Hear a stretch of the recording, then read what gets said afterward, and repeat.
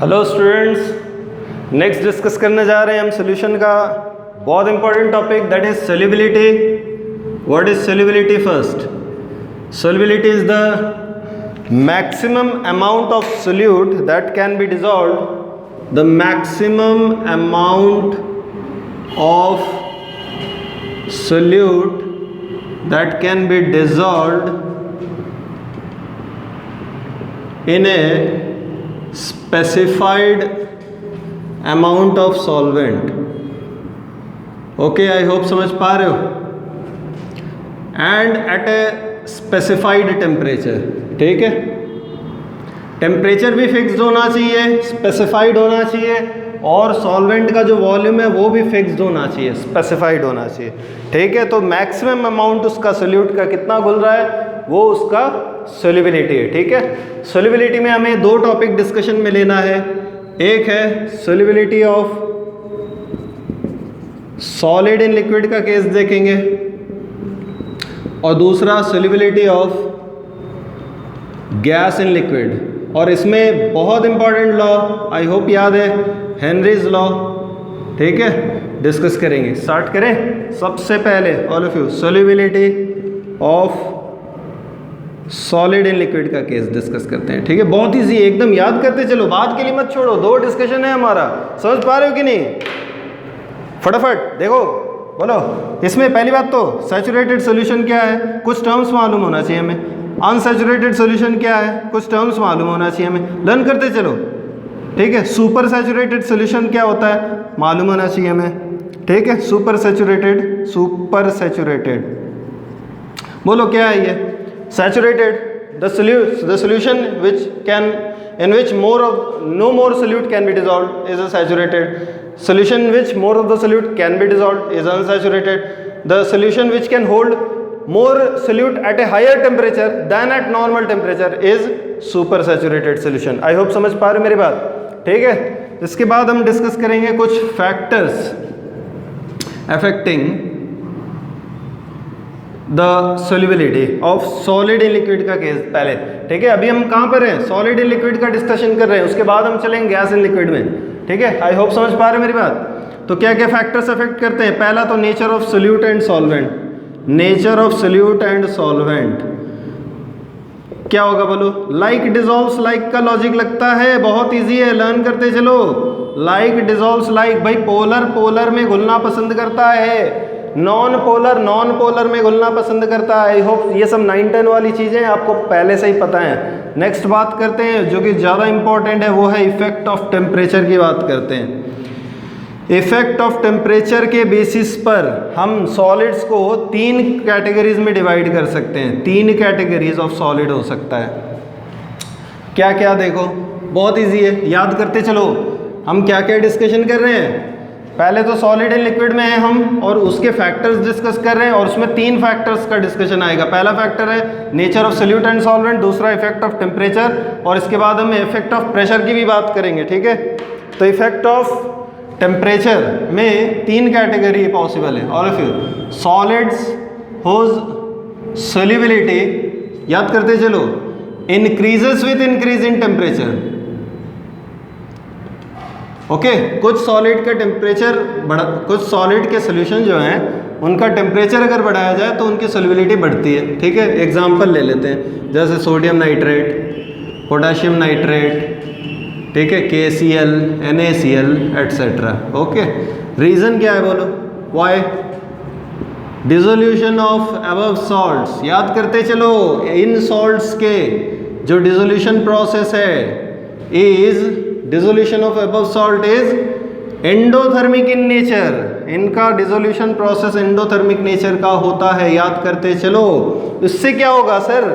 उससे क्या होगा सर? उससे ऐसा कुछ होगा, देखो याद करते चलो. उससे ऐसा होगा कि देखो, ली चैटेलियर का लॉजिक लगेगा, solute plus solvent plus heat reversible giving solution. देखो, तो बाय ली चैटेलियर का लॉजिक लगाओ. Whenever a system is subjected to any kind of stress, the system tries to minimize the effect of stress. ठीक है, तो अगर हम यहाँ पर हीट प्रोवाइड कर रहे हैं तो मिनिमाइज करने की कोशिश करेगा, यानी सॉल्यूशन की तरफ जाएगा। ठीक है, बाय ली चैटेलियर प्रिंसिपल अगर आप हीट प्रोवाइड कर रहे हो तो सिस्टम जो है सॉल्यूशन की तरफ माइग्रेट करेगा, and that is our endothermic होना, मतलब हीट एब्जॉर्ब होना।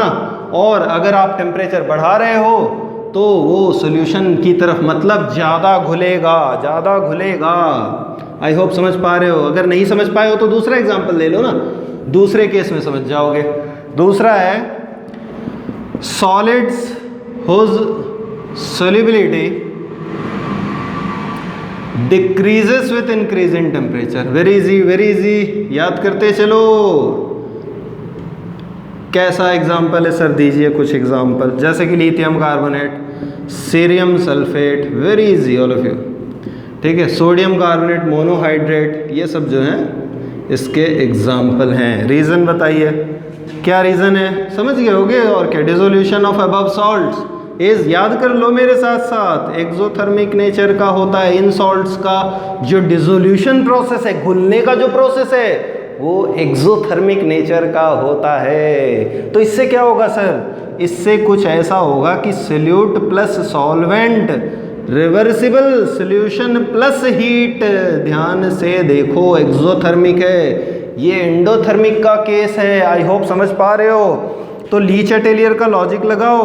अगर ली चैटेलियर का लॉजिक हमने यहाँ पर लगाया ऑल ऑफ यू, तो क्या होगा, अगर हम हीट दे रहे हैं तो हीट प्लस सोल्यूशन, जो सिस्टम है वो इस तरफ माइग्रेट करेगा, मतलब सोल्यूट अलग और सॉल्वेंट अलग होता चला जाएगा। आई रिपीट, हीट दोगे तो डिसोल्यूशन प्रोसेस, जो सोल्यूबिलिटी है, डिक्रीज होगा with increase in temperature. I hope समझ पा रहे हो।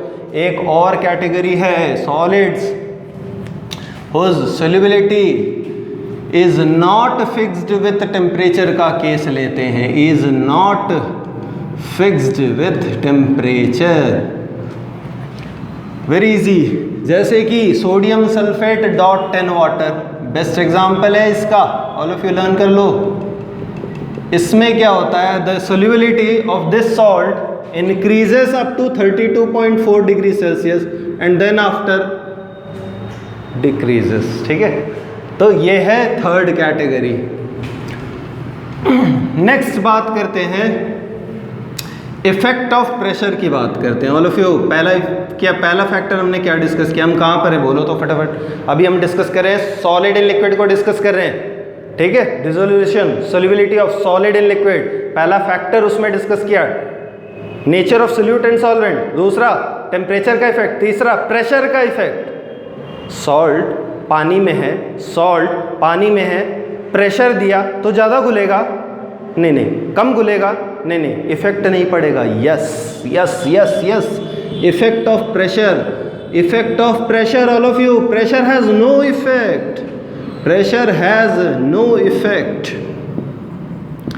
as in the solubility of solid in liquid. Pressure has no effect, all of you, as liquids are almost incompressible. Liquids are almost, you can write almost incompressible. I hope समझ गया मेरी बात। ठीक है, क्योंकि लिक्विड्स ऑलमोस्ट इनकम्प्रेसिबल होते हैं। आई hope समझ पा रहे हो मेरी बात, इसलिए प्रेशर हैज़ नो इफेक्ट। अब हम आ गए हैं दूसरे टॉपिक पर, solubility of gas in liquid का केस है। Gas in liquid, all of you, very easy. पहला बोलो, इफेक्ट ऑफ टेम्परेचर की बात करते हैं। ठीक है, उसमें जैसे हमने टेम्परेचर और प्रेशर का इफेक्ट देखा, वैसे यहाँ पर भी हम टेम्परेचर और प्रेशर का इफेक्ट देखेंगे। खुद बोलो, आंसर खुद दो, मैं नहीं बोल रहा। बोलो बोलो बोलो फटाफट, क्या होना चाहिए भाई? गैस पानी में घुला हुआ है, सिंपल, गैस पानी में घुला हुआ है, आपने हीट किया, क्या होगा? गैस उड़ गया सर, गैस तो उड़ गया सर, समझ गए मेरी बात? तो ठीक है, तो with increase in temperature the solubility of gas decreases. Note कर लो अपने से, ठीक है, समझ भी गए हो। और लॉजिक क्या है, रीजन क्या है? रीजन बोलते चलो, रीजन वही है, रीजन यही है जो हमने इसके सेकंड कैटेगरी में डिस्कस किया था। क्या था रीजन? कि गैस प्लस सॉल्वेंट जो है, सोल्यूशन प्लस हीट होगा। समझ पा रहे हो कि नहीं मेरी बात? The dissolution of gas is exothermic process. Dissolution of gas is always an exothermic process all of you. तो इसलिए अगर आपने हीट दिया तो क्या होगा? क्या होगा? हीट दिया तो ली चैटेलियर के प्रिंसिपल के हिसाब से हीट दिया तो सिस्टम किस तरफ शिफ्ट होगा? सिस्टम रिएक्टेंट की तरफ शिफ्ट होगा। रिएक्टेंट की तरफ अगर शिफ्ट हो रहा है मतलब गैस अलग उड़ के निकल गया, सॉल्वेंट सॉल्वेंट रह गया। कितना इजी है, बहुत इजी है, बहुत इजी है। देखते चलो। नेक्स्ट बात करते हैं इफेक्ट ऑफ प्रेशर। बहुत इंपॉर्टेंट है, हेनरी का लॉ यहाँ पर आ जाता है और खुद लॉजिक लगा लो। अरे यहाँ पर क्या हुआ था? सॉलिड लिक्विड में, सॉलिड लिक्विड में pressure has sir no effect. But ध्यान से खुद सोचो। पानी है, गैस है और आपने अगर प्रेशर दिया तो क्या होगा? गैस में अगर आपने प्रेशर दिया तो गैस ज़्यादा घुलेगा, सिंपल। ठीक है, यही तो हेनरी भाई साहब ने बोला था। बहुत इजी बात बोला था उसने भी। हेनरी भाई ने बोला कि पार्शियल प्रेशर ये उनका लॉ है of a gas is directly proportional to mole fraction of the gas in the solution phase. Of the gas in the solution phase. Very easy all of you, very important also, समझना है। ठीक है, देखो pressure ज़्यादा दोगे तो ज़्यादा घुलेगा, ये तो समझ रहे हो। प्रेशर ज़्यादा दोगे तो ज़्यादा घुलेगा, लेकिन लिखने का जो तरीका है वो थोड़ा सा रिवर्स में। ठीक है, आई होप समझ पा रहे हो मेरी बात। तो इसको मैथमेटिकली अगर हम लिख रहे हैं तो pressure is directly proportional to mole fraction. Proportional का सिंबल अगर हटा रहे तो इक्वल्स टू, साथ में KHX। ये क्या है? हेनरीज लॉ कांस्टेंट है। Henry's law constant, all of you very important, ध्यान से। Partial pressure of the gas in the vapour phase, ये इंपॉर्टेंट है, is directly proportional to mole fraction of the gas in the solution phase. Important है, vapour phase में जो pressure दे रहा है जाकर वो गैस, वो डिपेंड करेगा मोल फ्रैक्शन सॉल्यूशन में कितना है। ठीक है, ये रिप्रेजेंट कर रहा है mole fraction in the solution. Be careful, it is not the mole fraction in the vapour phase and this the partial pressure. Partial pressure तो ऑब्वियस है वेपर फेज में ही होगा।